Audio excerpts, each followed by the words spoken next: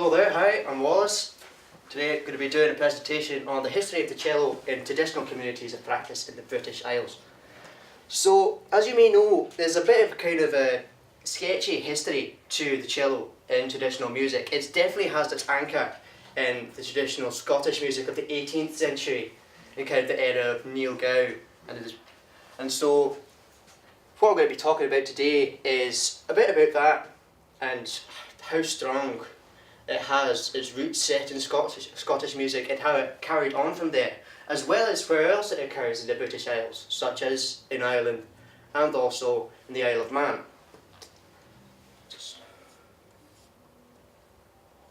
Right, so a bit to talk about kind of the technical place of the cello and why it took until the 18th century for it to come about. And it's because of this. Moving on from the late medieval times, there was a particular sound ideal that people actually preferred, more kind of psychological. And it explains here in this quote from Nona Pyron in her wee extract from The Cello by William Pleath. And so it says, the reason for the late appearance of the cello's right to the sound ideal, and this is that they preferred a more nasal sound. And so the bass register at this time wasn't even recognised. But on the cusp of the 18th century, the bass voice was introduced with a new kind of open-minded kind of perspective of music and the more of a preference towards new, warmer and fuller sounds. So moving on. So, cello in the 18th century was found Scottish Highlands, Scottish Midlands, playing in dance bands. This was mostly thanks to Neil Gow and his brother, Donald, who you can see in that picture at the top there. It's Donald the Gow there, next to his brother. See a piper having a farm in the background. And so this is where it really sat most comfortably in traditional music in its history, was in the dance band, which was traditionally two fiddles and a cello. And this timbre lasted for a very long time.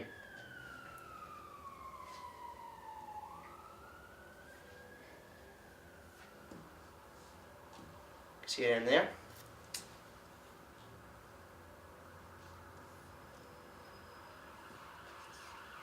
But now further down the line, in the 19th century, it's true to say that with the introduction of new instruments around this time, such as the accordion and especially the piano, the cello began to decline in popularity, as while this new sound ideal had been its new rebirth into folk music, it had also kind of been the cause of its downfall in popularity, but it was still there.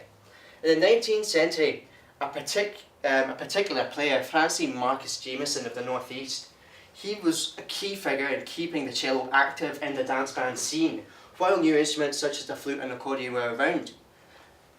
And it was thankful to his location, in fact, that it was still popular, because he lived way out in the country, and the places where he performed were the likes of barns and such like. And so you can see a wee story of him here, and how even as a child, he'd have so many engagements as a cellist, talking about how when he was just 8 or 9, you know, how hard it was to keep up with his place in the band, and how he'd even, so as you said, sleep while he played, keeping the vamp up. So you can see a picture of him there. So this is another thing about not only the identity of the cello, but the personalities behind it, the players. Key players like Francis, they tended to be very characteristic and have a strong place in the community, which is kind of befitting as how the cello was such a strong place in the dance band, keeping up the bass, keeping the rhythm, keeping the feet going. As is also, in fact, what Scott Skinner said about the cello, is that he in fact said in a quote, which it's not currently on the screen, is that the cello playing crotchet line, playing the bass, is the only way for it to be played to keep the feet going. And that very much speaks about the role of the cello in the dance band, in that it was used for the rhythm.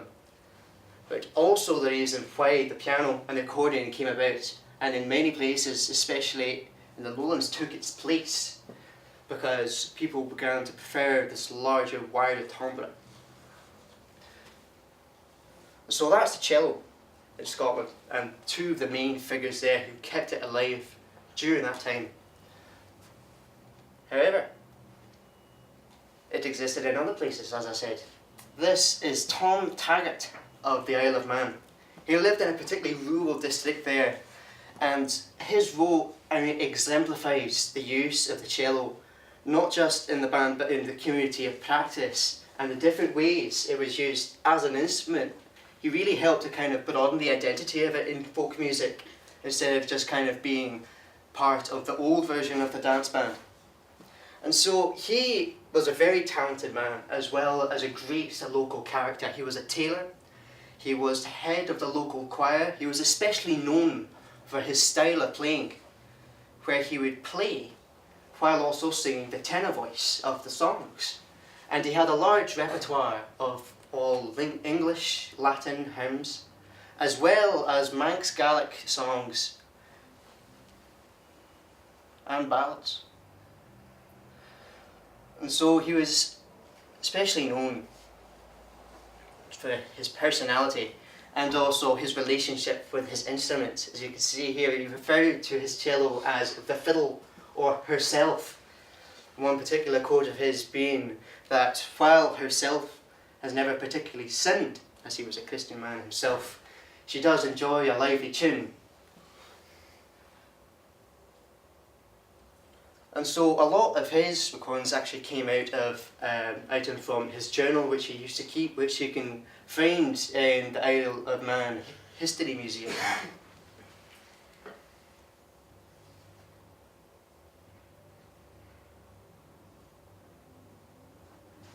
So moving on once again now, we go to Ireland. Now, it's generally acknowledged that the cello never played a significant role in Irish folk music.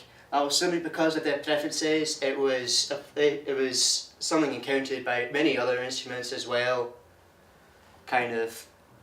such as another one of the time, well, a bit later afterwards, the time with the cello was the English concertina, just kind of not so much of a favour for more expensive instruments essentially. More since, as it was kind of the tradition there was supported by the working class, you know, mostly playing in the home, in the likes of bars. So but in small musical circles, in kind of the social communities that practice.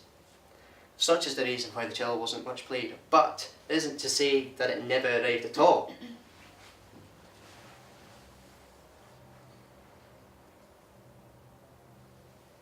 As you can see here, this is one such example, possibly much closer to the times that we have now, which was the band known as Cran. And it was Neil Martin who brought the cello. He was one of the first kind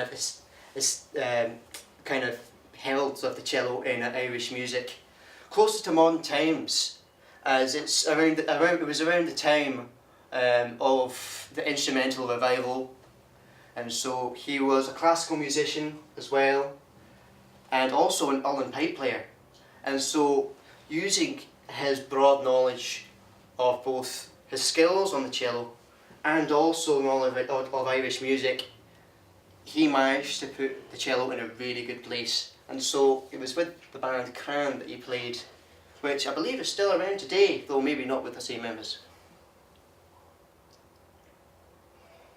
You can see the wee quote there. He was from Belfast, and in his style of playing, kind of being a classical musician as well as kind of having a really good knowledge of traditional music, he took from the likes of the music of Neil and Donald Gow, the Gows, kind of the arrangements that they produced, including the later arrangements which were made for piano. It wasn't the only one, thankfully. So we go on now to another cellist around the time who came in soon afterwards. Is that the time? 1 minute. Okay. Her name was Caroline Lavelle, And it was actually very amusing, her story. She came into the scene via a member of De Dannan. And basically, the lead fiddler, Frankie Gavin, found her on the street in London and basically asked her to join the band, and she did so without any experience of folk music. But in her talent, she went over and she joined in, and much using the same kind of style as Neil Gow and Donald Gow, used that in her improvisation, and in fact, almost immediately after joining the band, joined them on a tour. And so yes, that's a wee thing about there. Thank goodness for chances, as she kind of chanced into De Dannan. And so yeah, it's a presentation there. To round it off, I mean, conclusion here. The cello definitely has an identity in traditional music, and as well as it being thanks to the cello's qualities in timbre and its use in the Scottish dance band, as well as elsewhere, thanks to the great personalities behind the instrument, that's what kind of made its place in folk music. I think that's it. Thank you for listening. Is there any questions? Yeah. Have you come across Shetke in Edinburgh, who influenced Robert Burns, and Burns used some of his tunes? Who, sorry? Shetke. Shetke. I might have to... S-C-H-E-T-K-Y. No. There was a personality in Edinburgh, quite important, quite influential in both Baroque and folk scene. Oh, right. Yeah. I'll definitely look into that. Thanks for that. That's worth, yeah. looking at. I mean, I trawl through a load of forums to try and find this information, so it's really good to hear it. Use the odd tune from Shetke. Right, excellent. Thank you. Well, it's in all the sources that you go. You do mention, you cite quite authoritative sources like artifacts of your research, so the Gows, Skinner, Taggart, and Marx Jameson, and so on. In terms of scholarly sources, or indeed just popular sources, like the Standing Stones website, I mean, to what extent are you critically discerning strong sources from weaker sources? Well, the way I tend to do my research is just find as many sources as I can. Mostly through books. Tune books as well are actually quite good for it. In fact, Kevin McCrae, he was a really good cellist, and in his collection, which he did shortly before he died and was finished by Neil Johnston, it's in that there's some really good information. But otherwise, yeah, I mean, I think because of kind of how long ago all of this information was last clarified, I just kind of take from as many sources as I can and kind of discern from them, kind of compare, kind of, in terms of dates and the like. Have you come across Johnson? Is it Johnson? David Johnson? David Johnston. Yeah, writing about 18th century Scottish music. Yeah. Music and society, all this sort of That's yeah. He's actually a list of sources there. Maybe if you just scroll up a little bit, you'll. well, list of sources there, and it's actually yeah, That's it. David Johnston. Yeah, that's it. Okay. Great. And did you do any interviewing of it at all? No, I haven't done any field work. I mean, mainly because I didn't really know who quite to go to, because I mean, I could have gone to other cellists, but I mean, I kind of decided that, in terms of validity, information from them might not be so different to information I could find in literature and forums. Depends really entirely on what your overall aim is as your project, with the actual target, the goal was it to make a complete or more or less detailed picture of the history of the cello in these communities of practice, or is it specifically to draw from individual perspectives in order to paint a more detailed kind of immediate picture?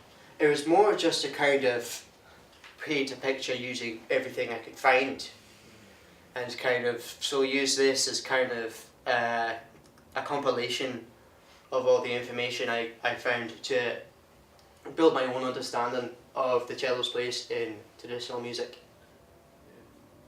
I think it's quite a good functional beginning then, certainly, because you might then very well decide to take it a bit further and more into more depth in future iterations of your research. Yeah, definitely. Great. Any other questions or comments? Okay, thank you, Wallace.